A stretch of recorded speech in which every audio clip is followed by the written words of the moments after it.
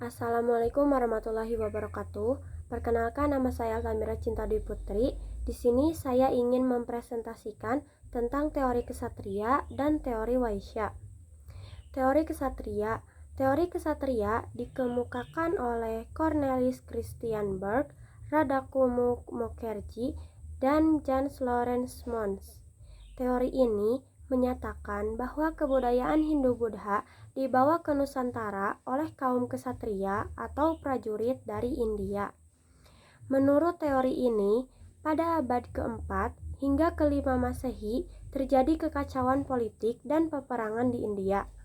Para kesatria yang kalah perang kemudian datang ke Nusantara, mendirikan koloni atau kerajaan baru, membantu penguasa setempat, bahkan menikah dengan keluarga kerajaan, sehingga budaya Hindu-Buddha dapat menyebar. Kelebihan teori ini adalah dapat menjelaskan kemiripan sistem pemerintahan kerajaan-kerajaan awal di Indonesia dengan India. Selain itu, terdapat cerita rakyat tentang pangeran dari seberang laut yang menjadi raja di Nusantara. Namun, teori ini memiliki kelemahan. Tidak ditemukan prasasti yang membuktikan adanya penaklukan militer India di Nusantara. Selain itu, kaum kesatria umumnya tidak menguasai bahasa Sanskerta dan huruf Pallawa yang digunakan dalam penyebaran ajaran Hindu-Buddha. Tidak ada pula catatan dari India yang menyebutkan ekspedisi militer ke Nusantara. Teori Waisya. Teori Waisya dikemukakan oleh Nicholas Johannes Crom. Teori ini menyatakan bahwa kebudayaan Hindu-Buddha masuk ke Nusantara melalui kaum Waisya, yaitu para pedagang India.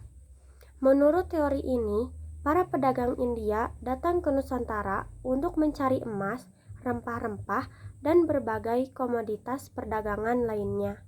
Karena menunggu perubahan angin musim, mereka tinggal cukup lama di Nusantara. Selama tinggal tersebut, terjadi interaksi sosial, penyebaran agama, dan perwakilan dan perkawinan dengan masyarakat setempat. Kelebihan teori ini adalah sesuai dengan fakta bahwa Nusantara berada di jalur perdagangan internasional antara India dan Tiongkok. Banyak pedagang India menetap di wilayah pesisir dan menjadi perantara penyebaran budaya Hindu-Buddha. Namun, teori ini juga memiliki kelemahan. Para pedagang umumnya tidak menguasai bahasa Sanskerta dan huruf Pallawa. Selain itu, pengaruh Hindu-Buddha tidak hanya berkembang di wilayah pesisir, tapi juga sampai ke pedalaman. Pedagang juga tidak memiliki kewenangan resmi untuk menyebarkan ajaran agama secara mendalam.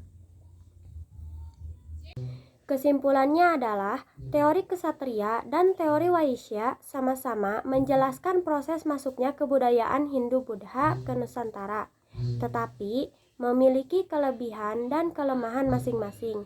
Teori kesatria menekankan peran para prajurit atau bangsawan India dalam penyebaran budaya. Sedangkan teori Waisya menekankan peran para pedagang India melalui hubungan perdagangan, meskipun keduanya didukung oleh beberapa fakta sejarah. Belum ada bukti yang benar-benar kuat untuk membuktikan salah satu teori secara mutlak. Oleh karena itu, masuknya pengaruh Hindu-Buddha ke Nusantara kemungkinan terjadi melalui berbagai jalur sekaligus, termasuk perdagangan, hubungan politik, dan interaksi sosial antara masyarakat India dan Nusantara. Sekian dari saya, mohon maaf bila ada kesalahan. Wassalamualaikum warahmatullahi wabarakatuh.